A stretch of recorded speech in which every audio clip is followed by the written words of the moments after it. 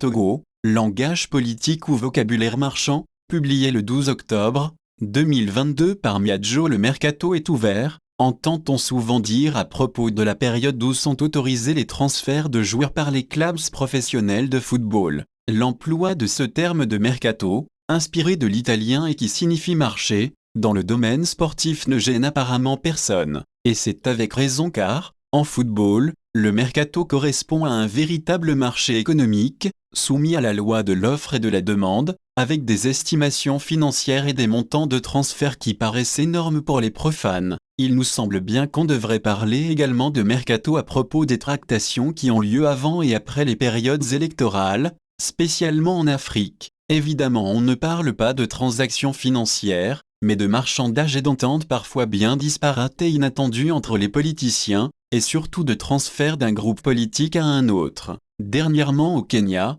tel a été le cas de Raila Odinga transféré dans le camp de Uhuru Kenyatta dont il était pourtant l'opposant historique. C'était pour faire face à la montée de William Ruto, qui a, malgré tout, été déclaré vainqueur. Quoi qu'il en soit, les tractations politiciennes électorales se font parfois au détriment d'une certaine éthique et même d'une certaine esthétique, à tel point qu'on peut parler de foire d'empoigne à propos de ce qui s'est passé au Sénégal lors de la session inaugurale de la nouvelle Assemblée le 12 septembre 2022, foire d'empoigne, mêlée, affrontement où chacun cherche à obtenir la meilleure part par tous les moyens, le petit Robert 2021. On pourrait même prendre cette locution au sens littéral puisque les députés sénégalais en sont pratiquement venus aux mains, à tel point qu'on a dû faire appel aux forces de l'ordre pour faire revenir le calme. On aurait pu simplement rire de cet incident dont le Sénégal n'a pas l'exclusivité, des députés qui se battent, on a déjà vu cela sous d'autres cieux. Mais voilà, au Sénégal,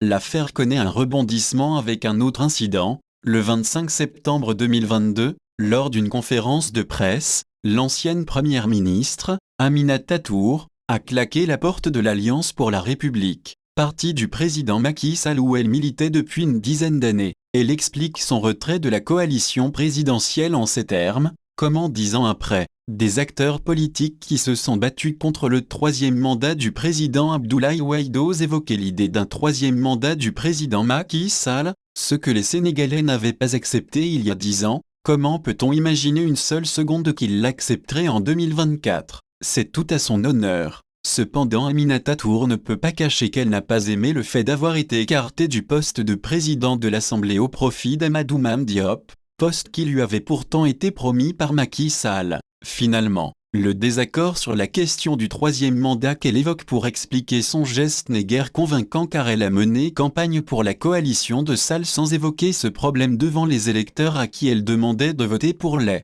députés soutenant Macky Sall. Et surtout, aurait-elle quitté la coalition présidentielle si elle avait été choisie comme présidente de l'Assemblée? Il n'y aura jamais de réponse crédible à cette question. Ceux qui auraient eu besoin de la réponse et d'un geste, ce sont les artistes et autres membres de la société civile qui ont été privés de leur concert en faveur de la limitation des mandats le 17 septembre 2022 à Dakar. Tout cela aurait pu sembler anecdotique si ce type de situation, appelons les choses par leur nom, ce type de retournement de veste, de l'opposition au parti au pouvoir, ou vice-versa, n'était pas fréquent dans notre contexte. Au-delà de l'image de manque de conviction qu'il donne des candidats, il affiche un vrai manque de respect pour les électeurs qui se sont engagés, qui ont fait des sacrifices pour des candidats qui tournent Kazakh au dernier moment. C'est aussi un manque de respect pour la politique, car consacrer sa vie à la politique exige d'asseoir son engagement sur un certain nombre de valeurs incarnées dans une vision de l'homme et de son avenir, un projet de société pour sa communauté nationale. Et c'est quand cette vision manque que l'on finit par détourner les citoyens de l'action politique. Et alors la politique devient un monde de marchandage, de mensonges et d'alliances contre nature sous prétexte que tout est possible en politique. Et pendant que les politiciens s'occupent d'économie politicienne, alors que les citoyens refusent de s'en mêler, qui va s'occuper des réels problèmes des citoyens, qui va tenter de remplir l'espace ainsi laissé vide? En effet, on a toujours besoin de politique car c'est le cœur même de notre vivre ensemble. Il faut bien que quelqu'un trouve les mots pour traduire les rêves de tous et de chacun en projet politique. Il faudra bien que certains se mettent ensemble pour décider des actions qui vont transformer ce projet en programme avec des échéances. Il faudra bien que certains soient désignés pour porter ce programme, le faire approuver par le plus grand nombre avant qu'il ne soit confié à des experts pour sa réalisation. La politique est donc indispensable pour produire ce langage qui va parler au cœur des citoyens,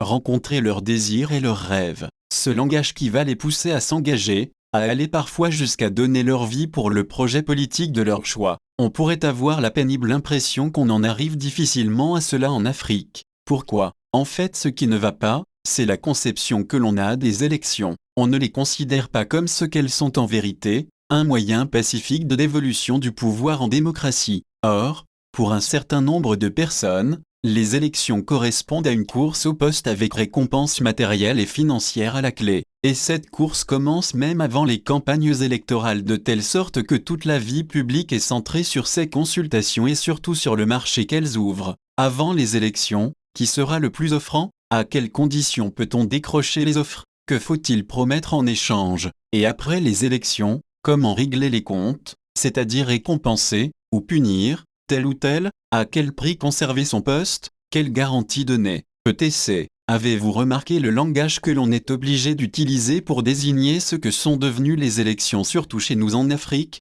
Certains citoyens en arrivent à se demander si nous ne devrions pas nous passer des élections. Ne serait-ce pas une manière de renoncer à notre rôle de citoyens qui doivent trouver les voies du meilleur vivre ensemble possible? Ne serait-ce pas dire que nous serions en quelque sorte incapables de mettre en place ce dispositif qui a lieu partout ailleurs dans le monde entier? La balle est dans notre camp, relevons le défi de faire advenir l'ère des élections, outil par excellence de la vie politique qui exige une éthique.